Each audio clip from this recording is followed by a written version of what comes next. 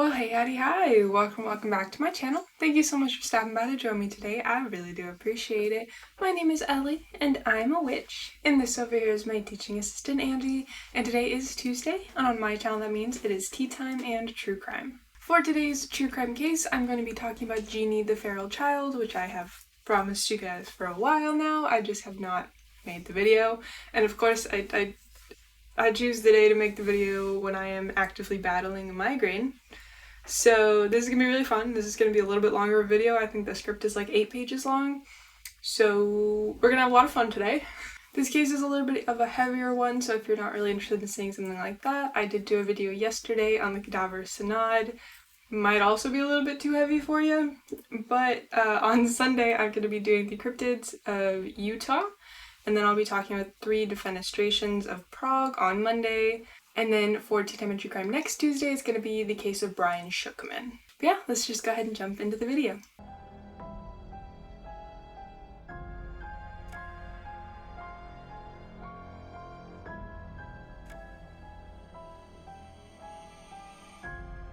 So to start out, I will say that Genie is actually a pseudonym for the child in question. Now her name is available if you choose to search up this case, however, she was given a pseudonym for a reason, and so that's how I'll be referring to her throughout this case. I should also mention at this point that there is mention of severe child abuse, so please continue watching only if you think that's something that you can handle. Now, this case in particular has shown psychologists and child development experts a lot about human development and how social interaction is critical. Though I don't really want to get out of myself too much, this story starts in 1957 with the birth of Genie. Now, she was the second child born to her parents, following a brother. Though her mother had 4 total births, only Genie and her brother survived. Now, her birth itself was uneventful, but she did require a blood transfusion as she was Rh incompatible, which is a problem with the red blood cells. She was given the transfusion and there was no follow-up issues or complications there. At a 3-month follow-up, though, it was discovered that Genie was born with a hip dislocation issue. As a result, she was required to wear a Freyka splint from 4.5 to 11 months old. This condition also did delay her walking, which is believed to be a factor in why her father thought that she had special needs. Now, due to his belief, Genie's father made an effort to not interact with her and actively prevented her mother and brother from doing so as well. Now, unfortunately, there is little known about her early life, but there is some record of what happened to her. Once her 11 months checkup came around, the splint was removed, but doctors noticed that she was underweight and they were worried that she might be suffering from malnutrition. Then when she was 14 months old, she got pneumonitis and was taken to the pediatricians. At this visit, the doctor said that there was a chance that Genie had kernicterus, which amplified the fears of her father of her being mentally handicapped. For those of you like me who didn't know what kernicterus is, it is a complication of jaundice in newborns. If left untreated, it can cause brain damage and is known to result in cerebral palsy, hearing loss to varying degrees, learning disabilities to varying degrees, body twitches, eye movement control issues, and teeth development issues. When Genie was 20 months old, a tragedy would strike. This would cause her father to spiral. His mother was killed in a hit-and-run accident. Now, at the time, Genie's brother had been walking with his grandmother, and this caused the father to blame his own son. The driver, who had been drunk, received only probation. These factors all led to a snap in Genie's father's mental health. He became paranoid of the world, and he began to isolate his family. He quit his job and moved the family into his now late mother's house, and left her car and bedroom unchanged as a shrine to her. Now, moving into the house was fine, and some would say that leaving her bedroom the same was initially fine. However, the house was only 2 bedrooms, so it was quite cramped. He also felt the need to hide Genie the most, as he feared her to be extremely mentally handicapped, despite no evidence of this being true. Once they moved into his mother's house, Genie's parents and her brother stayed in the living room while she was shut away in the 2nd bedroom. Her mother was forced to make a harness contraption for Genie that was functionally a straitjacket. Her father then tied her to a child's training potty for 13 hours of the day, where she would wear nothing but the harness and a diaper. At night, she was tied into a sleeping bag, which was placed into a crib that had a metal cover on it, though it is believed that she was left overnight on the training potty at times. For a time, Genie was allowed in the backyard in a playpen, but this ended when her father became enraged that she'd try to get out of the playpen, and she was not allowed outside again. According to her mother, Genie was not a cuddly baby and rarely made any sounds. This was enforced in her life by her father once they moved into the house. If Genie made sound, she was beaten with a wooden plank. Her father also growled at her, would bang on the door to scare her, and even grew his fingernails out to better scratch her. This taught Genie to be as silent as possible, and the constant growling and scratching gave her a lifelong fear of cats and dogs. It isn't really known why her father chose to growl at her, but some psychologists believe that it was because he viewed himself as a guard dog of sorts. Genie also began to masturbate and continued to do so at socially inappropriate times. This has led many doctors to believe that she was being sexually abused by her father and or her brother, though no actual proof of this has been found. Genie was also being starved by her father. He fed her as little as possible, and her diet consisted of baby food, cereal, and the occasional soft-boiled eggs and liquids. Her father or brother were the ones who would feed her, and they would do so by feeding her as quickly as possible with a spoon. If she was unable to keep up or choked, they would rub food on her face. Her mother was never allowed to feed her, and said that while her husband would claim to feed Genie 3 times a day, Genie would cry out when hungry, though she received a beating, not food. Her mother also admitted that when she was able to, she would sneak into Genie's room at 11 p.m. to give her a little more food.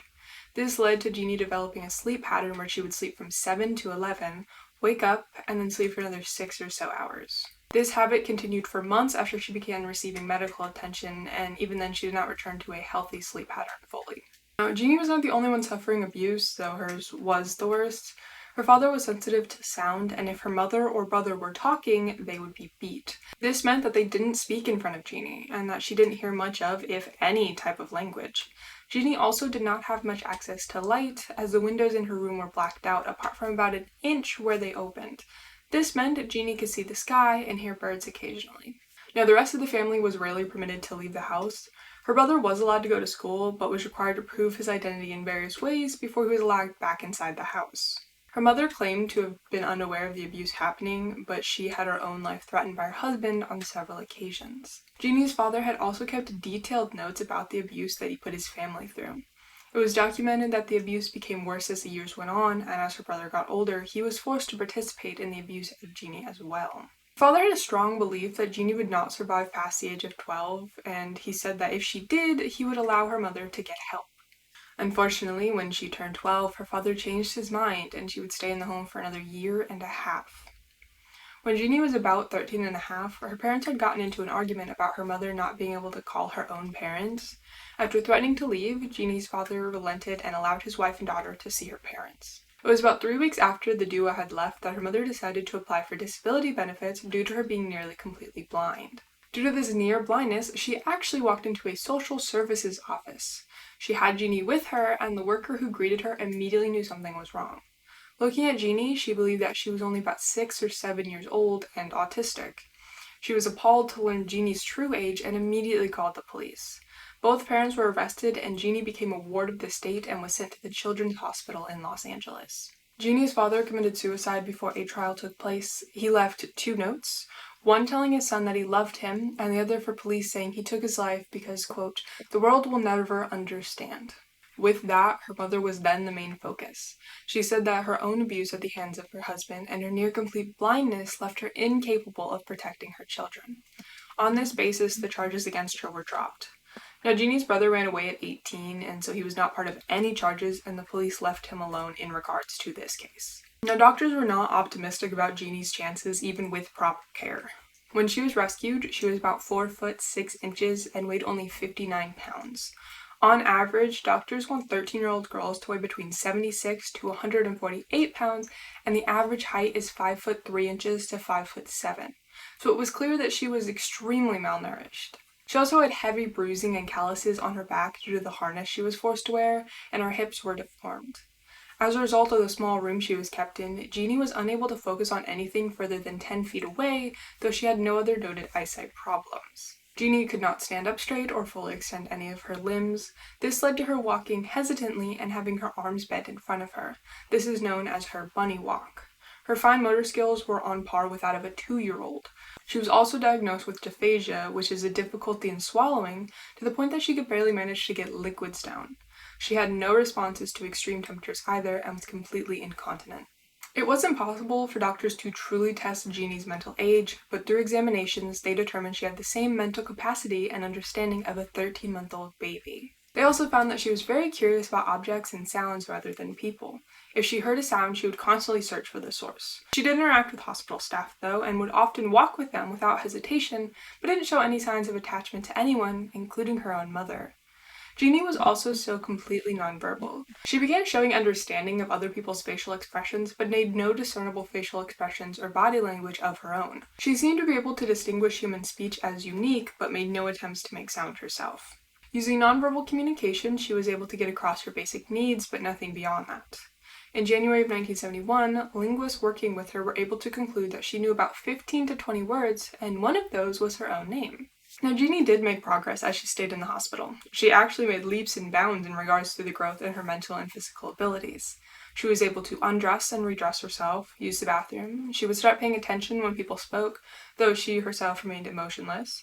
She began to form attachments to people and would get excited when they came to see her, and would be disappointed when they had to leave. Doctors also started to talk about how Genie was the perfect subject to be studied and have papers written about. Neurolinguistic testing began in January of 1971, and this was for researchers to better understand what Genie could and couldn't comprehend and where she was at mentally in terms of language. She also underwent sleep studies, making her the first language-deprived child to undergo a sleep study.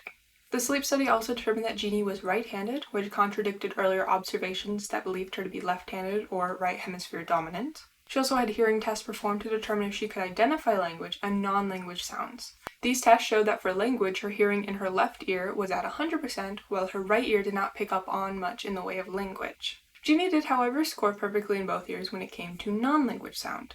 This is caused by the lack of language in her early years and how the brain compensated since the only sounds she heard were not language related. In May of 1971, a linguistics graduate student named Susan Curtis began to work with Genie. Quickly, she noticed that Genie had very powerful nonverbal communication skills, noting that complete strangers would often buy her little trinkets, sensing that she would enjoy those items the most, which she did. Curtis wanted to form a friendship with Genie, thinking that it would make it easier to evaluate her. At the same time, Genie was being re-evaluated by doctors on what her mental age was, using the Leiter and the Stanford-Binet Intelligence Scale. This new set of tests revealed that her mental age was between 5 to 8 years old, which is actually an incredible advancement, even if it was still many years behind her real age. At this stage in her development, she had a concept of object permanence and was actually imitating people now. Her physical health was also steadily improving, though she did still struggle with her social behaviors. These improvements overall made everyone really optimistic about what the future held for Genie. In June of 1971, a woman named Jean Butler was allowed permission to take Genie on day trips to her home. Near the end of the month, though, Jean told the hospital that she may have contracted rubella and Genie would have been exposed to it too. The doctors at the hospital then had to decide if it was better for Jean to be given temporary guardianship and allow her to foster Genie for a short time, or to bring her back to the hospital where she would be put in isolation until she recovered. The doctors were skeptical of the story and thought that it was a ruse for Jean to get custody of Genie, but they knew that isolating her might cause regression in the progress that she had made, so they made the choice they thought was best for Genie. Jean was granted temporary guardianship in order to care for Genie at her home. Almost immediately, she went to the court and petitioned for Genie to be placed in her care as a foster parent, and despite the hospital's many objections, the court extended Genie's stay in Jean's custody. Jean began to document in a journal the progress that she was making with Genie. It was shortly after moving in with Jean that Genie would begin to go through puberty, which was a good sign about her improving physical health. Jean also noted that Genie had an intense fear of cats and dogs, the cause being unknown at the time. Jean and her partner, a retired professor and psychologist, tried to help Genie overcome this fear. The three sat down to watch Lassie together, and Genie was given a toy dog. As a result, she was able to tolerate dogs that were behind fences, but no progress had been made in her fear of cats. Jean also wrote that she was able to teach Genie to stop hurting herself when angry and instead use words or hit objects to get her anger out. It was also claimed that Genie became more talkative in Jean's care and made great progress in her language skills. It was also stated that Genie's incontinence was improving and almost completely disappeared during her stay. Now, Genie's mother was still visiting her and had even gotten a corrective eye surgery to help her vision as possibly an attempt to work towards custody. At the same time, Jean's partner moved in as she believed that a two-person household would help improve her chances with her foster care application. However, she began to resist visits from researchers. She claimed the visits were too taxing on Genie and seemed to have a particular dislike for Curtis, who was completely prevented from visiting Genie during the later part of her stay. It was this unwillingness to help with researchers that made them believe that her intentions may have been to help Genie, but her actions were negatively affecting Genie. The researchers held to their statement that Genie was not only enjoying the testing, but she was allowed to break whenever she wanted to for as long as she needed. It was also noted that Jean had a long history of being combative towards coworkers and even management. Several researchers separately claimed to hear Jean say that she hoped Genie would make her famous, especially like Anne Sullivan, who was a teacher that helped Helen Keller. In August of 1971, the courts gave notice that Jean and her foster care application had been denied and that Genie would be placed with a foster family. It was suggested that David Rigler take custody, and he was not initially on board with the idea. He had been one of the researchers working closely with Genie and didn't know if he was a good choice for the role. He talked it over with his wife Marilyn, who was a social worker and had a graduate degree in human development. The two also had 3 children of their own, and they thought that this made them more suitable for the role than the childless Jean. They agreed to take custody until a more suitable foster family was able to take her in. The same day Jeannie was taken back to the hospital from Jean's care, David took her home. Marilyn became her teacher, and David took over the role of therapist. The arrangement was meant to last for a few months, but Jeannie stayed with the family for 4 years. This made it easier for researchers to study and continue to evaluate her. Jeannie continued to have a relationship with her mother during those 4 years. Meeting once a week, the two's bond grew as time passed. David and Marilyn did not want Jeannie's mother to think they disliked her, but Jeannie's mother felt that their efforts to be kind and polite actually came across as condescending. It is noted that her mother did not get along with the researchers in general, as they felt that her mother's apathy to her treatment helped contribute to her mental and physical issues. It was widely believed that her mother was in denial about Jeannie's true condition. Curtis wrote that Jeannie's mother gave conflicting stories about her marriage and Jeannie's childhood, seeming to say what she thought people wanted to hear, or say it in a way that wouldn't lead to people looking down on her. Jean also was still in communication with Jeannie's mother. She was now married and using her married name Ruche, though I will still refer to her as Jean. Jeannie's mother said that the conversations were very shallow, but they were on good terms and liked one another. Through their conversations, though, Jean continued to say that the testing was invasive and harmful, that the researchers' goal was to push Jeannie's mother out of her life, and that they were misappropriating the grant money they were given. This led to animosity between her mother and the research team. Moving on to the actual research being done at the time when she moved in with David. Upon moving in with the family, her incontinence resurfaced, but was better in control within a few months. The family also noted that Jeannie still hurt herself when angry and often had tantrum-like behaviors over spilled liquids, despite the claims from Jean that she was able to redirect Jeannie on a constant basis. Jeannie also still showed an extreme fear of any and all dogs upon sighting them, again against what Jean had documented. Her speech was also still delayed and halting, with clear indications as to why. Jeannie engaged in antisocial behavior and had difficulty controlling her impulses. Marilyn worked with Jeannie a lot on her self-harm issues. She taught her to throw a tantrum instead of hurting herself and was able to verbally de-escalate situations. It was during her stay with Marilyn that Jeannie began to seek out compliments on her appearance, which Marilyn used. She would paint Jeannie's nails and tell her it wasn't pretty to scratch herself. Eventually, she was able to gain more control over her anger and express her frustrations verbally, though self-harm did not entirely stop. After several months of living with David and Marilyn, she improved socially, enough so that she began attending a school for mentally handicapped people. She was able to better control her emotions in and out of the home. Though her inappropriate masturbation in public was still a problem, it did begin to lessen and almost completely stopped by the time she left the Wrigler's home. She was also being taught life skills like making small meals for herself. Her mood was also substantially better, and she seemed to be content in her life. In October of 1971, Curtis was working closely with Jeannie on her language, testing what vocabulary she had, but also working on grammar with her. Observing her normal conversations and interactions, this was a big step for Jeannie in the right direction. Given that she was deprived of language at a crucial part of her development, the fact that she was still able to speak at all was something no one expected. While her vocabulary expanded and she was able to converse using short sentences, her ability to learn and use grammar skills was not advancing. Even with the grammar limitations that she had, Jeannie's conversational skills were improving, and it was clear she was developing a large vocabulary, even if she did not regularly use the majority of what she knew. The researchers were also able to use her linguistic abilities to gauge her intellect. Through using her language, it seemed that Jeannie was unable to distinguish herself from others, mixing up the words you and me consistently. She was also able to recall what happened in her life before she was able to speak. She would say, "Father hit," and "Father hit big stick." demonstrating that the abuse was something she was aware of and something that deeply affected her. Genie's nonverbal communication was also improving and advancing. What she could not express through language or act out, she would draw. Initially, she would draw what she was asked to, but as time progressed, she began to use drawing to express herself. She also used magazines and would use those pictures to express herself. It was through the magazine pictures that the scientists saw more outright fear of dogs, especially pictures of a wolf she saw. After this, the researchers asked her mother if she knew why Genie had such an intense fear of dogs, and her mother said Genie's father would act like an animal in order to frighten Genie. In order to allow her another way to communicate, the Wrigglers arranged for her to learn sign language. Brain and language testing continued, and the results overwhelmingly showed that while she was acquiring language, it was in her right hemisphere, which led her to being unable to hear language in her right ear. Studies also showed that her mental age was stuck at about 8, which was better than it had been when she first arrived at the hospital, but was many years younger than her true age. Her right hemisphere was developing well and extraordinarily in the growth she made, while her left was underdeveloped due to her not being able to hear language or having the social interactions in that crucial stage in her life. The learning center in her left hemisphere was blocked, so it was not developing as it should.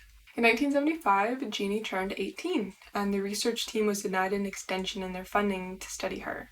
Her mother had expressed interest in continuing to care for Genie. The Wrigglers gave up their guardianship rights and allowed Genie to return to living with her mother in her childhood home. However, within just a few months, caring for Genie was too overwhelming for her mother. Instead of reaching out to the Wrigglers, her mother reached out to the California Department of Health. The Department of Health placed Genie in the first foster family in a succession of foster homes. The first foster home was not a good fit for her. It was a strict environment where she was not allowed to access her favorite items, activities, and her mother was barred from visiting her. It was shortly after she moved in there, she began to experience emotional and physical abuse. Due to these factors, she began to have incontinence and constipation again, and reverted to her original coping mechanism of silence. The most damaging incident occurred when Genie had thrown up and the foster family beat her, telling her that if she ever threw up again, she would never see her mother. This led Genie to not opening her mouth for fear that she would throw up and subsequently be beaten. Curtis was still working closely with Genie and saw her about once a week. When she saw the regression in her, Curtis began to petition for Genie to be removed from the house. It took several months, but Davis Wrigglers and Genie's original guardian, John Miner, were able to have her removed from the home. Genie was taken to the hospital again, where she stayed for 2 weeks. After those 2 weeks, she was placed in another foster home that was a decent fit. She stayed there for a few months, but in December of 1977, the arrangement ended suddenly. She was then moved to a temporary situation, which lasted until January of 1978. Then she was moved to yet another foster home. Curtis wrote to Miner saying that Genie did not know why she was being moved around and felt that it was her own fault for not being a good enough person. The constant moving also led her to regress more and more. In 1976, Curtis finished and presented her dissertation, which was titled Genie, a Psycholinguistic Study of a Modern-Day Wild Child. It was published by the academic press the next year. Genie's mother took issue with the title and with specific parts of the dissertation. She had thought Curtis to be a friend, but this showed that that was not the case. Genie's mother sued the hospital, Genie's therapist, supervisors, and several researchers, including Curtis and Wriggler. Her complaint was that the dissertation was a breach of patient confidentiality and asserted that the testing that was done was invasive and overtaxed Genie. Obviously, all members of the research team were adamant they had never put Genie in harm's way and that the tests were never invasive or against her will. It also was not a breach of any private patient information. It turned out that Gene was a big factor in the lawsuit and was the one who pushed Genie's mom to file. According to David, in 1993, the case never went to trial and was dismissed by the court with prejudice. The with prejudice means the case had no grounds and therefore could not be retried. There was some issues related to guardianship after this. Miner had not updated his guardianship from guardian of a minor to guardian of an adult incapable of taking care of themselves. This meant that the state took guardianship away from him without notifying him and gave it to Genie's mother. Before she moved in with her mother, though, Genie went through 4 more foster homes from 1978 into the early 1990s. When she did live with her mother, she immediately stopped allowing researchers to visit her. The only person who was allowed to visit was Jean. Those who did interact with her during the time she lived with her mother said that Genie was withdrawn and clearly depressed. Author Russ Reimer wrote an article for the New York Magazine in April of 1992 about how Genie was then living in an institution and that her mother was only visiting her 1 weekend every month. Russ had also been in contact with Genie's mother, who was unable to care for Genie herself, due to having once again gone blind due to glaucoma. She stated that after the magazine article, Genie had been placed in a good foster home where she was happy, making progress again in speaking, and her mother was allowed regular visits. It should be noticed that many people who work with Genie were opposed to and harshly criticized Reimer's works.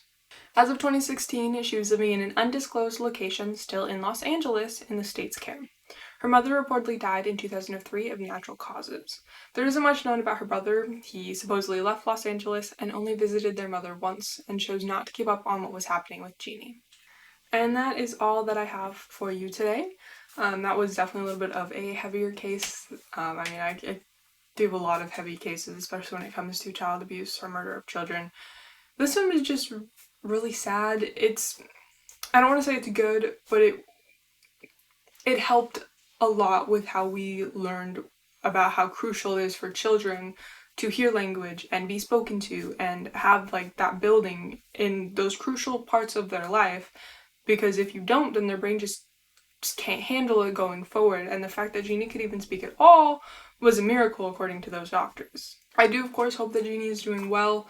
From what I could find, the 2016 article about her living in an institution was the most recent article. And that's totally fine. I hope that she is doing well, living her best life, that she's being well taken care of, and I think that she deserves the privacy, especially after all of this news coverage came out. And while I do think it was important that people were able to research her and help her, I do think that she deserves privacy just like anybody else.